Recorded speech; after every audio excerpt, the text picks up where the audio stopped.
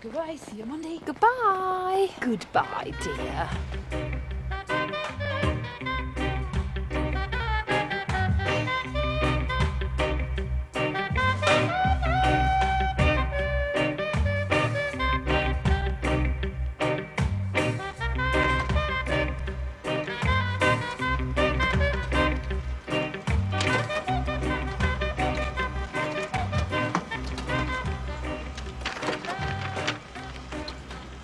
The photocopier has become an indispensable part of any modern office.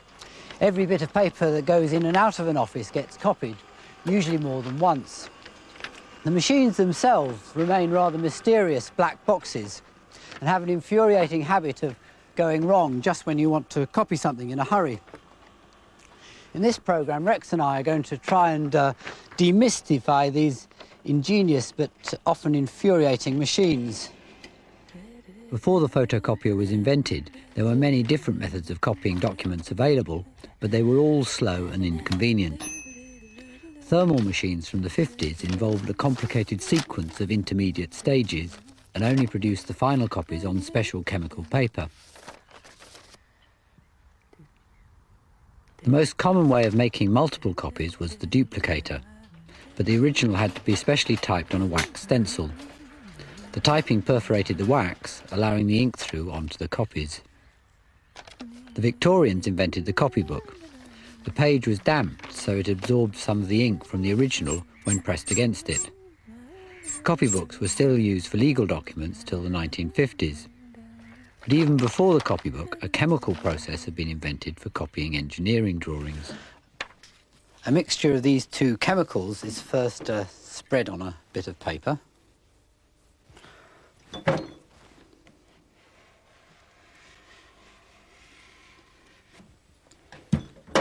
And then the drawing to be copied is put on top.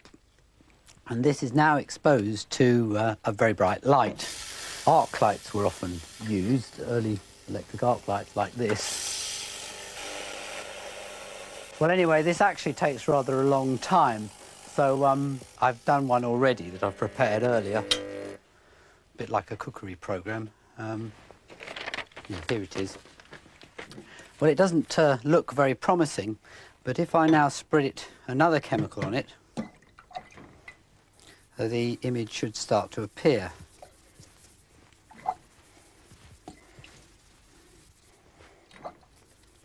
And then just have to wash the chemicals all off now.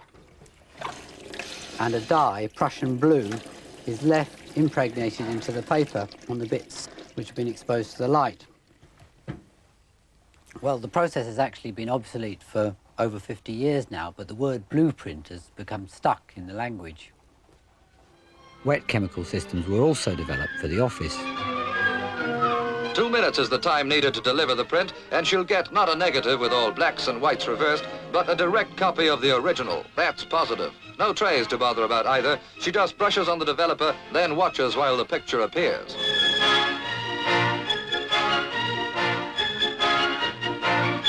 Fixed in much the same way, the copy is now squeezed dry.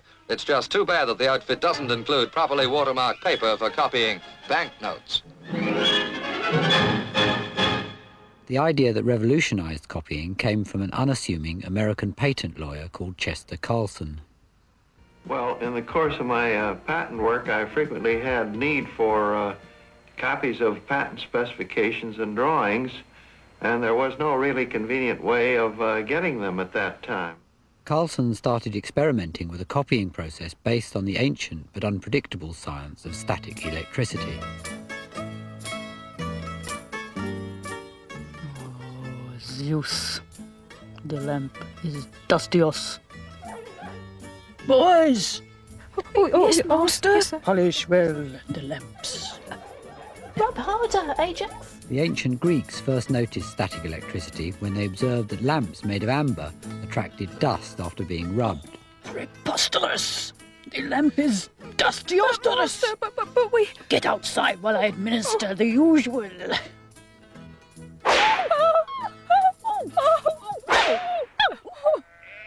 Our word for electricity comes from the Greek for amber, electron. The Greeks also had trouble with their spinning wheels because the bearings were made of amber.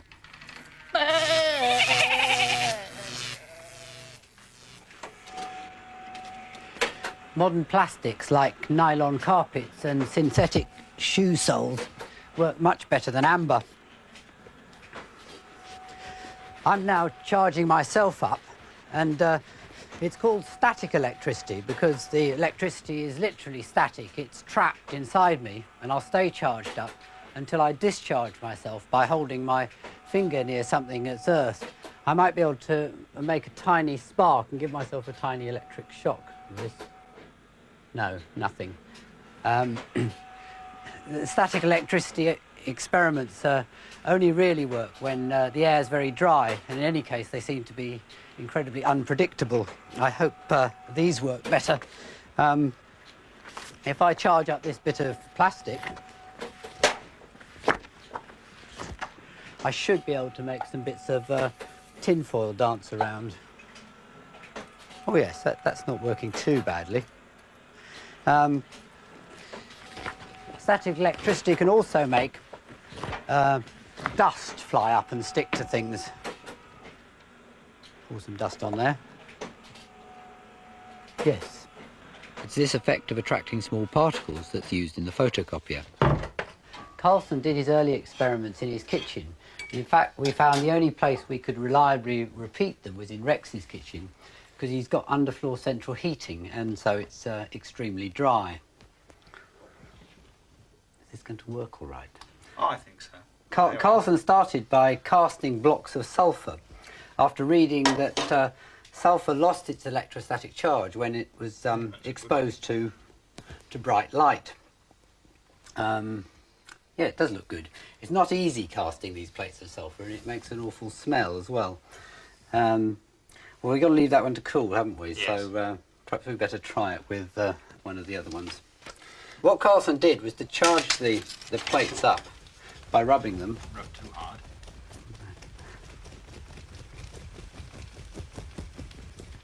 All right then. So now we have to put some sort of an image on top of it. And now we'll expose it. Okay. The sulphur is now losing its electrostatic charge as it's exposed to the light. So it's now only the areas under the black letters, protected from the light, that are still charged. If a fine powder is now dusted over the surface, Carlson used like a podium, it will be attracted only to the charged parts, revealing the image. There's an A. Oh yes, yeah, it's coming out quite well. It's a miracle. Although our result isn't very impressive, Carlson himself didn't do much better. No one was very impressed at the time, October the 22nd, 1938, but he somehow managed to persuade a research institute to try and develop his idea. The Patel Institute replaced Carlson's sulphur with plates made by vacuum depositing thin layers of selenium. In the late 40s, in conjunction with a small company called Haloid, the first electrostatic copiers appeared, including one model called the 1385. This is one of the few surviving 1385s in Britain, and it's a magnificent contraption. It's all entirely manually operated, and it takes several minutes to make a copy. It doesn't look anything like Carlson's equipment, but it actually goes through exactly the same stages. This is the plate, and the first stage is to charge it up. So it goes in this slot here. Simply have to press the button. Patel had replaced Carlson's sulphur with a thin glassy layer of selenium that's so sensitive to light that I can only show you how it works in a darkroom. Instead of rubbing it to charge it, Patel used a very, very fine high-voltage wire that's inside this casing, and they simply moved it slowly across the plate. This gives it a very even charge, and this is what's happening inside the slot in the 1385. The next stage is to expose it, and so take it over to this camera here, slips in the back. And this is the image I'm going to expose. It's basically just an old-fashioned plate camera, this. That's it. Put the slide back in. And the next stage is developing it. That happens in here. Put the plate in here. Pull the slide out again.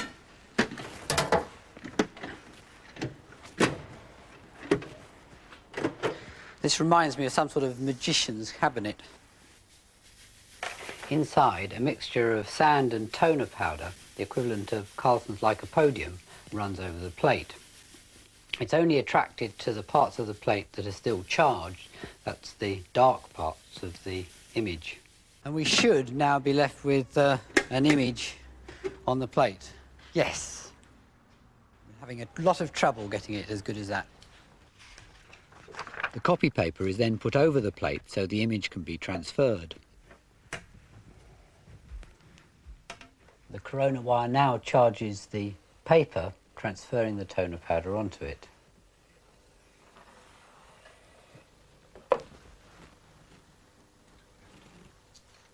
Finally, the toner powder on the copy has to be heated to fix it.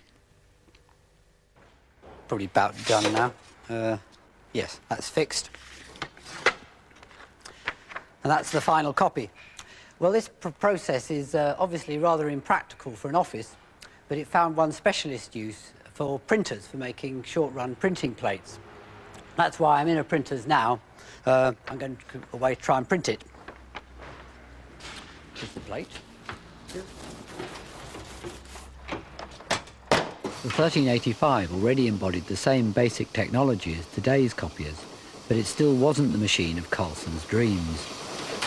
Idea of developing an office copier, which had never been done before, and I thought of a machine that could be set on a desk in an office to which one could bring an original to be copied and put it in the machine and push a button and get a copy out. His dream finally came true in 1959. The Haloid company had changed its name to Xerox and introduced the Model 914. I can't type. I don't take dictation. I won't sharpen pencils. I can't file. My boss calls me indispensable. Miss Jones, Just a minute.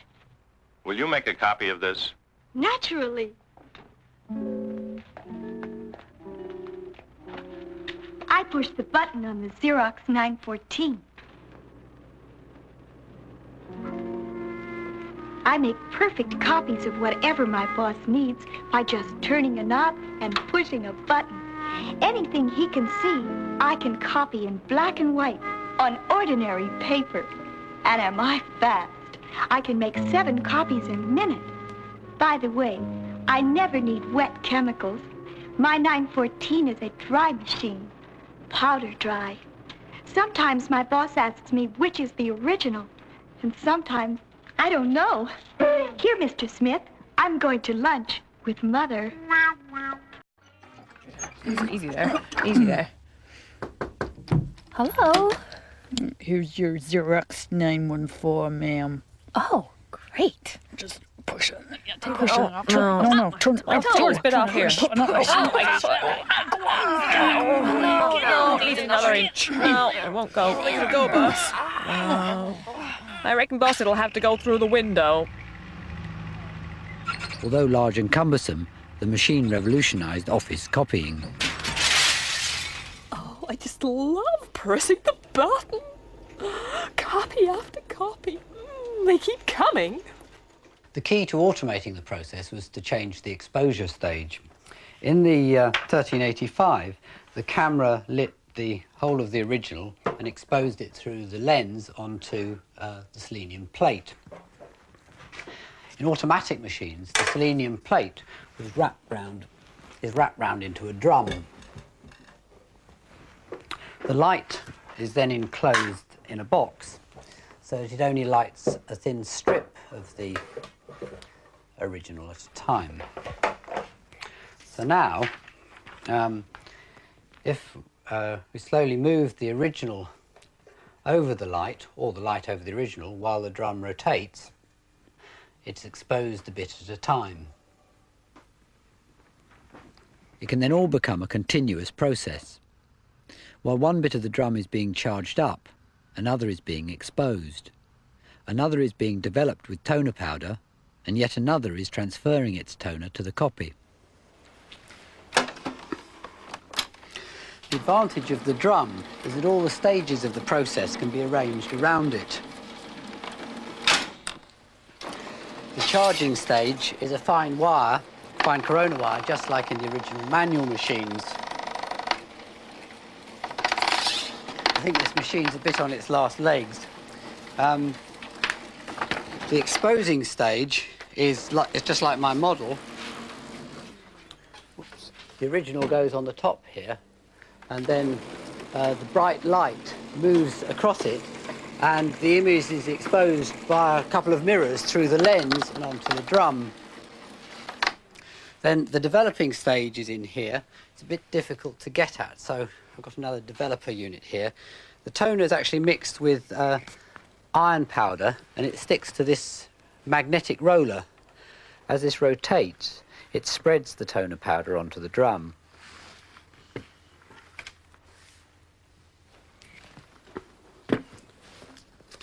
The copy paper comes along the bottom of the machine, comes in through this end, along here, and there's another corona wire in the bottom here that attracts the toner from the drum onto the copy. Of course, when it first gets transferred onto the copy, it's still just a powder. But the toner's mixed with a plastic that melts at quite a low temperature when it's heated up a bit.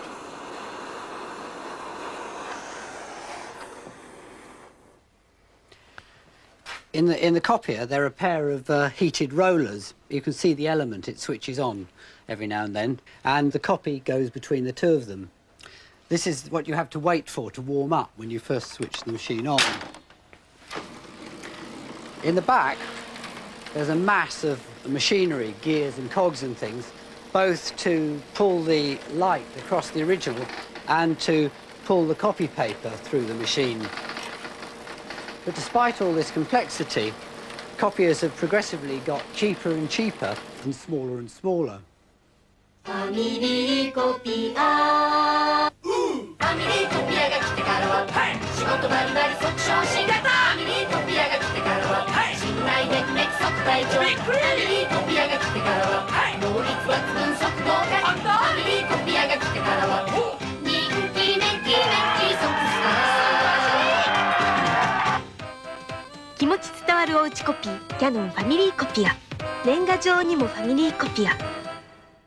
The Japanese also made colour copying popular. The machine is extremely complicated, but the basic idea is really quite simple. At the back, there are 4 magnetic rollers with different colour toner on. This is the magenta, cyan blue, yellow, and black, the same colours as in colour printing.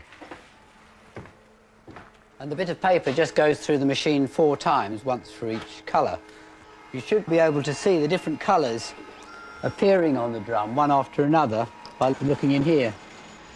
First it's exposed through a magenta filter and deposits the magenta toner, then the blue, then the yellow, and finally the black before it comes out the slot at the end of the machine.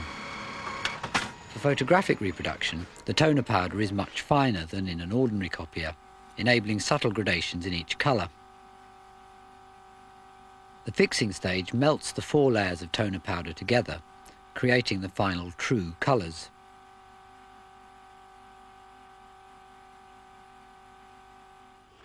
Despite their sophistication, modern copiers still have their drawbacks. For a start, the static electricity creates a certain amount of ozone, which isn't very good for people. Large copiers are now fitted with carbon filters, and the static can have the effect of attracting dust inside the machine. This coats the rollers and the corona wires and the optics, producing worse and worse copies. This one's jammed up again. Not a very brilliant copy. This static also attracts the toner powder, which is terribly messy stuff, deliberately designed to melt and congeal on everything it touches. This is basically what makes copiers still so heavily dependent on regular maintenance and servicing. Small copiers are now often made with disposable cartridges.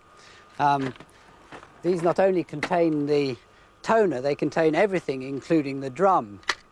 And the idea is that when the toner runs out, it all gets replaced before it has a chance to get dirty. Then there are problems with the paper. Paper tends to shrink as it dries out, just like wood. And often inside the machine it distorts and jams up. And even without shrinkage, it's impossible to design a paper handling system that's totally reliable.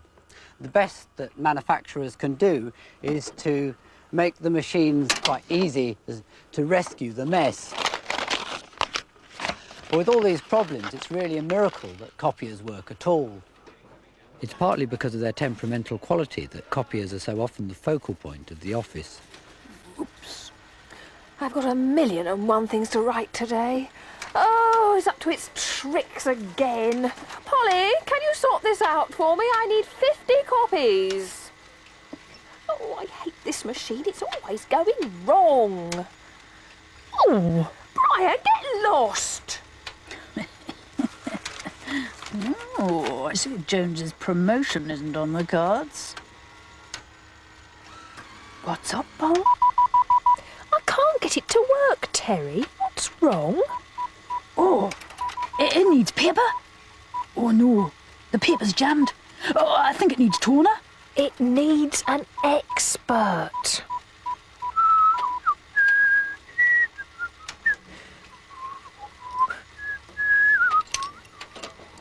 Oh, not again. Oh dear. What is the hold-up? If you want a job done properly, do it yourself. When's it going to be fixed? Or needs new corona wires tomorrow if you're lucky. Oh dear. They won't let us use Oh, this this one. one's broken as well. There's a big queue here. It's only 50 copies. There's no need to be so rude.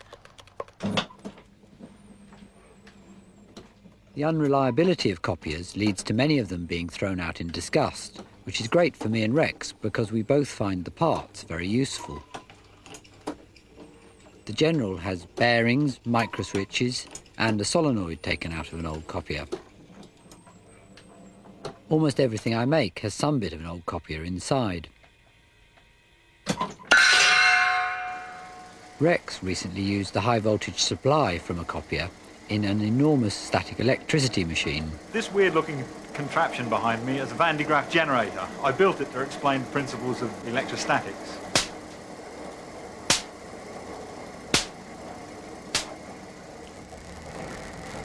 Static electricity has got some spectacular effects.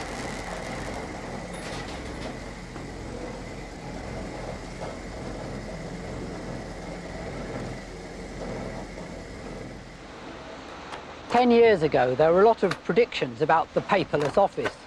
Computer memories were going to completely replace files of paper, and there'd never be any need to print anything out or copy anything. This doesn't seem to have happened, though.